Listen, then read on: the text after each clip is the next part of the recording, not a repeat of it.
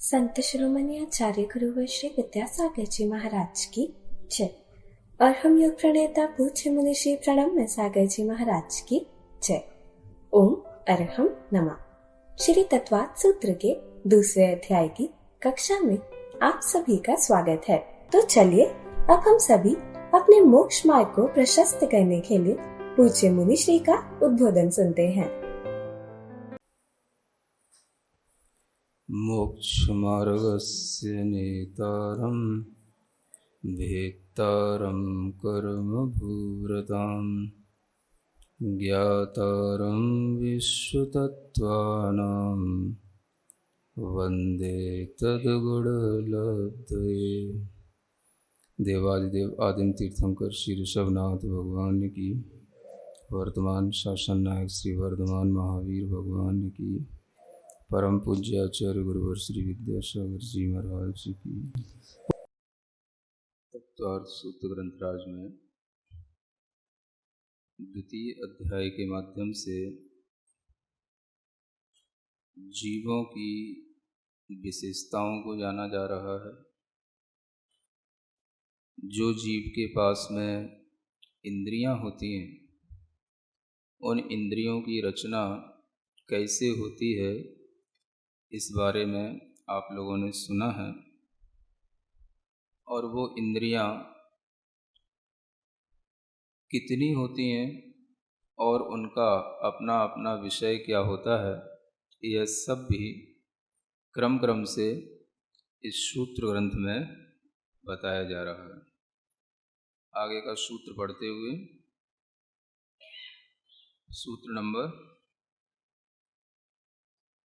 19 number. स्पर्शन रसन घ्राण चक्षु श्रोत्राणि।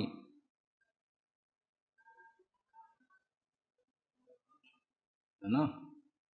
ये तो बहुत सिंपल से सूत्र हैं जो आप जानते ही हैं। स्पर्शन रसन घ्राण चक्षु श्रोत्राणि। इस सूत्र में 5 इंद्रियों का वर्णन किया गया है। किसका?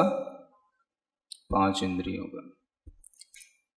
आप थोड़ी सी सावधानी से देखेंगे तो आपको पता पड़ेगा कि इंद्रिय का जो हम नाम लेते हैं, वह नाम भी कभी कभी हम जल्दी में शायद गलत बोल देते तो होंगे। क्या लिखा है? ये 5 इंद्रियों के नाम बताए जा रहे हैं। सबसे पहली इंद्रिय का नाम क्या है? स्पर्शन इंद्रिय। है ना? हम लोग जल्दी में क्या बोल जाते हैं? स्पर्श इंद्रिय। है ना? यद्यपि आपकी बात को कोई भी व्याकरण विज्ञ व्यक्ति सही कर सकता है, लेकिन ध्यान देने योग्य बात यह है, सूत्र के अनुसार इंद्रिय का नाम है स्पर्शन इंद्रिय। तो जब भी कभी आपको पहली इंद्रिय का ज्ञान हो तो आप स्पर्शन इंद्रिय रूप से ही शब्द का प्रयोग करें। स्पर्शन इंद्रिय सबसे पहली इंद्रिय है, क्योंकि किसी भी जीव में अन्य इंद्रियां बाद में बनती हैं। सभी इंद्रियों का आधार यदि कोई इंद्रिय है तो वह स्पर्शन इंद्रिय ही है। सभी इंद्रियां इसके बाद ही बनेंगी, और जो भी इंद्रियों की उत्पत्तियां अलग अलग जीवों में होती हैं तो स्पर्शन इंद्रिय के साथ होने पर ही होती हैं।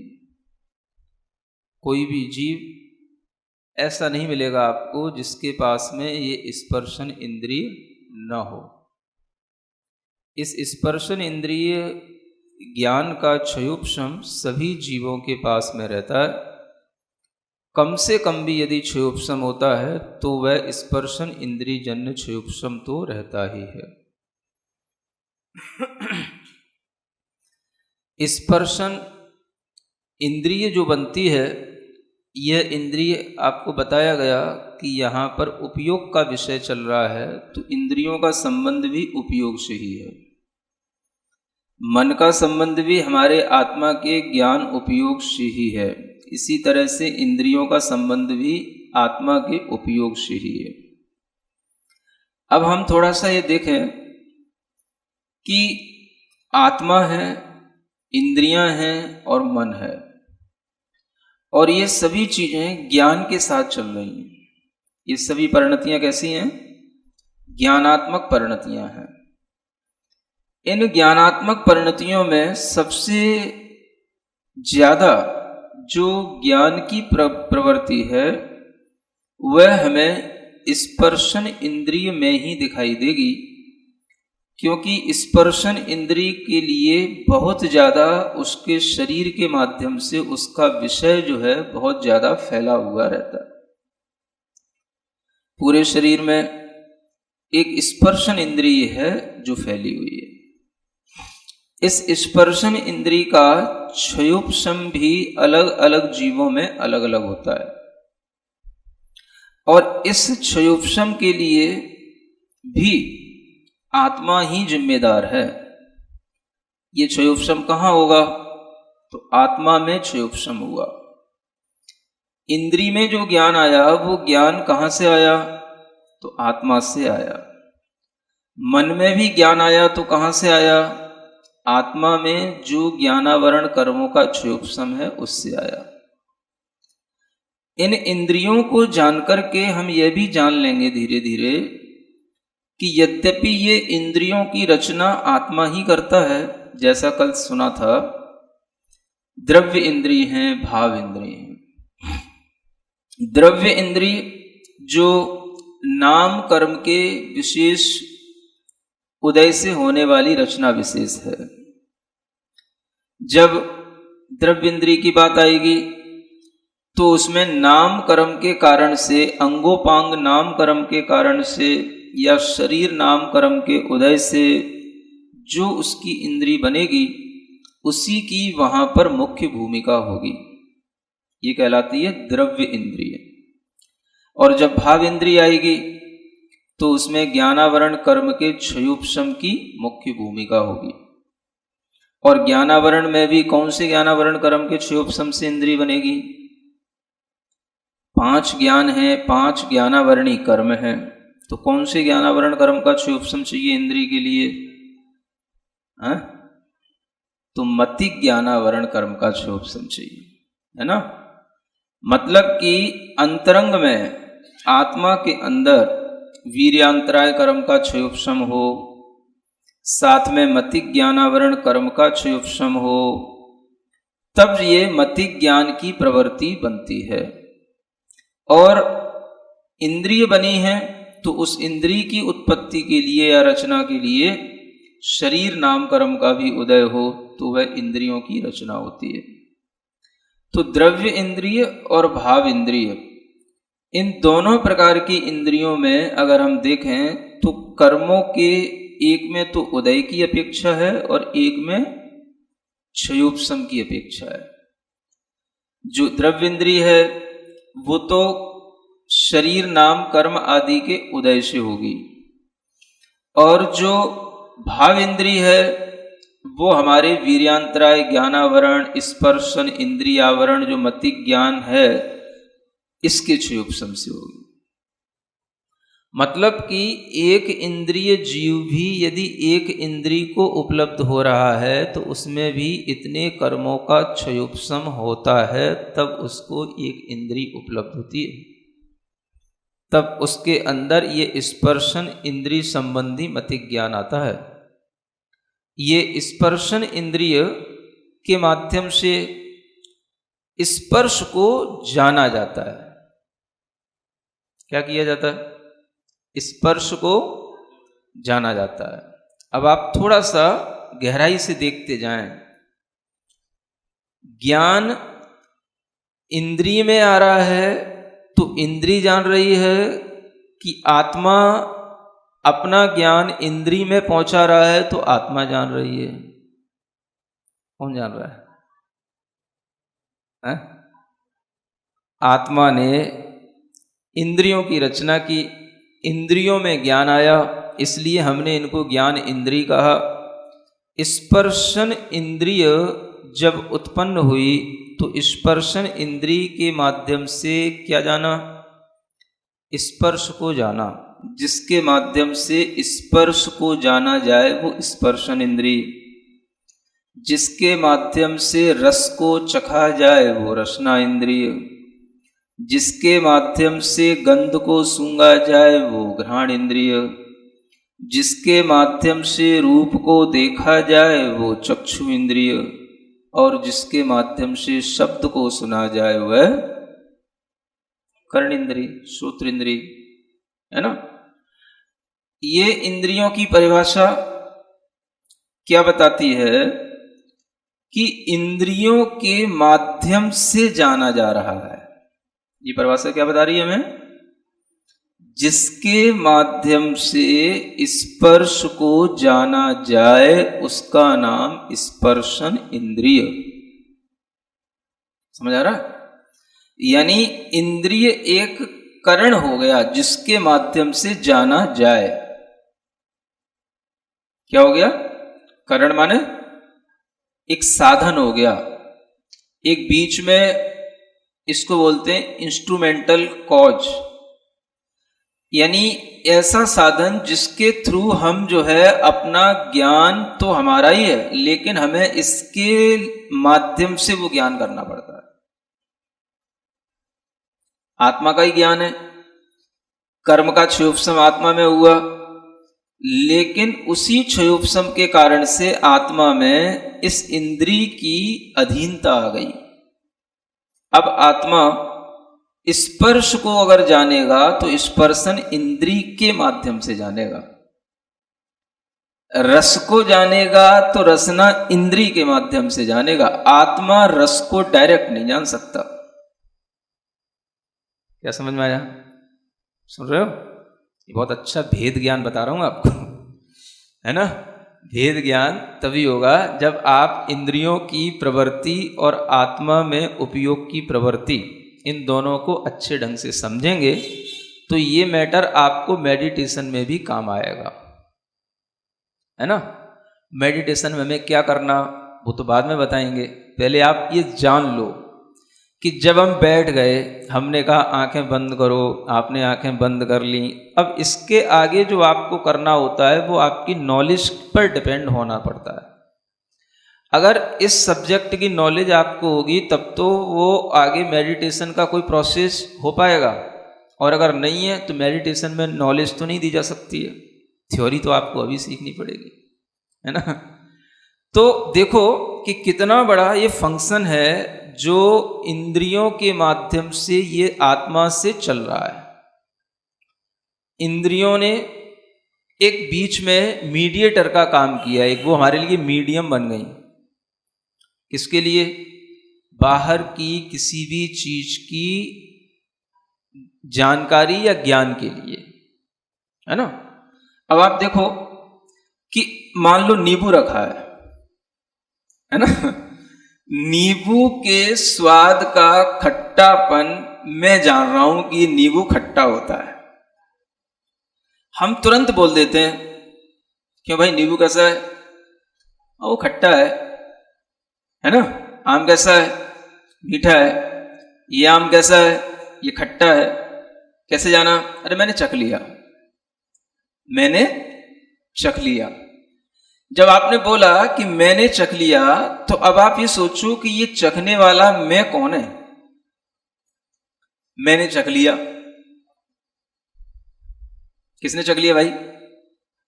मैंने माने मुझे पता है इसका टेस्ट ये है, ये चीज स्पर्श इसका ये सॉफ्ट है या हार्ड है ना, हॉट है या कूल है, ये मुझे पता है, मैंने जान लिया, मैंने इसको टच कर लिया। मैंने माने ये किसी को पता नहीं होता। दुनिया में हर जीव इन्हीं इंद्रियों से अपना काम ले रहा है। दुनिया में हर जीव इंद्रियों के माध्यम से अपना बाहरी वस्तुओं का ज्ञान लेता है, और किसी को ये पता नहीं होता कि इन इंद्रियों में और मुझ में कोई अंतर बीच में है कि नहीं। वो सब एक में होकर के चलता है। समझ आ रहा? यानी आत्मा मूल में है, ज्ञानावरण कर्मों का क्षयोपशम है, उसके कारण से इंद्रियों की रचना होना शुरू हुई। इंद्रियों के लिए पुद्गल कर्मों का आवरण, पुद्गल कर्मों का बंध, पुद्गल कर्मों के माध्यम से इंद्रियों की रचना इकट्ठी होती गई और वह पुद्गल अब बीच में हमारे लिए इतना मीडियम बन गया कि वही हमें रस का स्वाद दे रहा है। मतलब मैं कितना पराश्रित हो गया कि मैं डायरेक्ट नींबू को नहीं चख सकता। आप मेरी बात अभी भी नहीं समझ पा रहे हो। अब हो सकता है आप तो चख रहे हो, मैं नहीं चख सकता, यूं समझ लो। पहले नहीं समझ आ रहा है? मुझे ऐसा लगता है कि मैं डायरेक्ट नींबू को नहीं चख सकता। अब मुझे ये सोचने में आता है कि जब ये ज्ञान मेरा है, आत्मा में क्षयोपशम मेरा है, तो मुझे अपने ज्ञान से ये नींबू को डायरेक्ट क्यों नहीं चखने मारा? ये बीच में जीभ क्यों आ जाती है? नहीं समझ आ रहा है? इस पे रखे बिना आत्मा को उसकी नॉलेज नहीं होती है। ये क्यों? जब आप ये जानोगे तभी आपको ये भीतर से लगेगा कि मेरी ही आत्मा का ज्ञान है, मेरी ही आत्मा का अपना क्षयोपशम है, मेरी ही आत्मा में जानने की इच्छा है और मेरी ही आत्मा जानने की क्रिया कर रही है। सब कुछ मैं ही कर रहा हूं। लेकिन देखो, आप किसी भी पदार्थ का डायरेक्ट कांटेक्ट उस आत्मा से नहीं होता। सुन रहे हो? ये भेद विज्ञान बता रहा हूं। किसी भी पदार्थ का डायरेक्ट कांटेक्ट किसी भी इंद्री के माध्यम से ही होकर के जाता है और वो इनडायरेक्ट हो गया, फिर वो डायरेक्ट कहां रहा? समझ आ रहा है? पुद्गल वो भी है, पुद्गल ये भी है, और पुद्गल का पुद्गल से संबंध हो रहा है और पुद्गल का ज्ञान पुद्गल के माध्यम से हो रहा है और करने वाला चैतन्य आत्मा है। बताओ आप कैसे आपके लिए कठिन हो जाता है ध्यान करना अगर आप कुछ भी न जानते हो और ध्यान में केवल बस आप बैठ जाएं, तो बस आप यही देखते रहें कि हमारा उपयोग क्या कर रहा है। इंद्रियों के माध्यम से हमको किन किन चीजों का ज्ञान हो रहा है और मन के माध्यम से हमें कौन कौन सी वस्तुओं का ज्ञान किस तरह के विचारों से आ रहा है। समझ आ रहा है? अगर आप इन तीन चीजों की थ्योरी जानते होंगे तो आप मेडिटेशन में बैठे बैठे यही देखते देखते भी बहुत सारा टाइम तक मेडिटेशन कर सकते हो। क्या करना पड़ता है महाराज मेडिटेशन में? करना कुछ नहीं पड़ता। जो जान रहा है, जिसके द्वारा जाना जा रहा है, या जो जान करके खुद और ज्यादा याद कर रहा है या अपनी जानकारी कहीं से कहीं तक ले जा रहा है, उस सबको वह अलग अलग देखता रहता है। ये इंद्री के ज्ञान से जाना जा रहा है, ये मन के माध्यम से जाना जा रहा है, और ये हमारे उपयोग स्वभाव के माध्यम से हमें उपयोग में अनुभव में आ रहा। स्पर्शन इंद्री का भी आपको स्पर्शन डायरेक्ट नहीं होता। स्पर्शन इंद्री जन्य ज्ञान भी आपको स्पर्शन इंद्री के माध्यम से होगा। अब देखो, कोई भी आत्मा, मैं थोड़ा सा अलग तरीके से सोच के बता रहा हूं कि कोई भी आत्मा, इसका मतलब ये हुआ कि कोई भी आत्मा तो पदार्थ को डायरेक्ट न तो चखती है, न सूंघती है, न स्पर्श करती है और न सुनती है।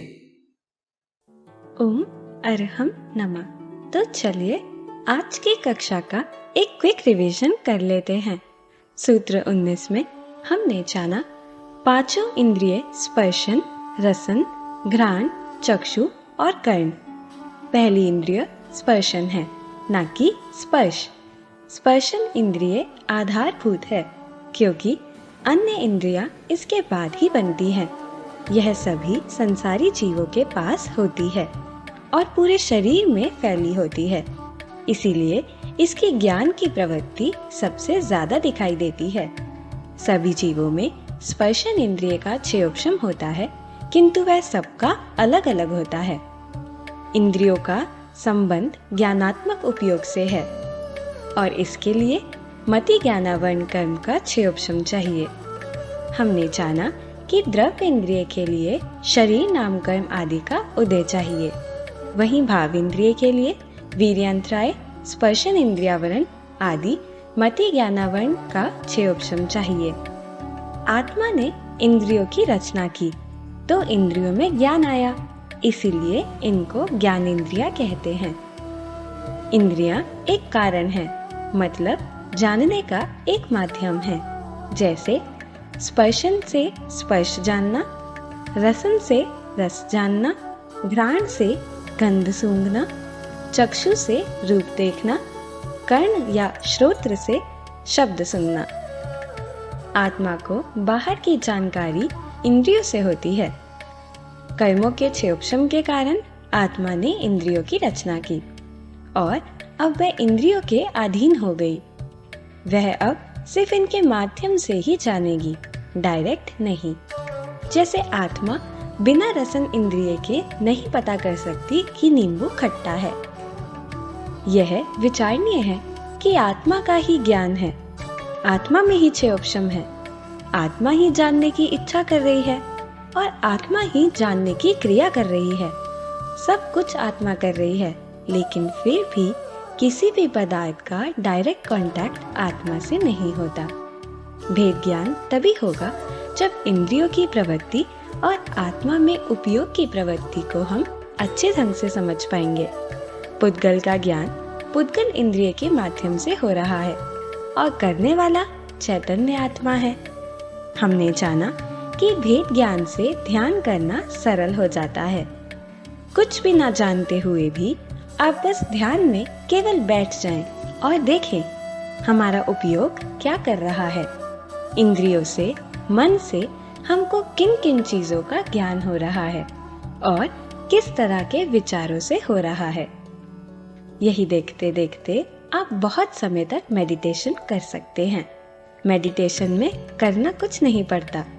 जो जान रहा है, जिसके द्वारा जाना जा रहा है, या जो जान करके खुद को और ज्यादा याद कर रहा है, इन सब को अलग अलग देखना होता है कि इंद्रिय के माध्यम से, मन के माध्यम से जाना जा रहा है और यह उपयोग स्वभाव से अनुभव में आ रहा है। तो चलिए अब हम सभी जिनवानी स्तुति करते हैं और तत्पश्चात समय होगा आज के सवाल का। सिरिजिणवाणी जग कल्याणी जग जन मदतम मोहरी जनमण हारी गढ़हर हारी जम जरा भव रोग हरि तिथ्य राणम दिव्य झुणिम जो पढ़ई सुणई मय्ये धारई राणम सौख मणंतम धैर्य सासद मोक्ष पदम पावई सासद मोक्ष पदम पावई।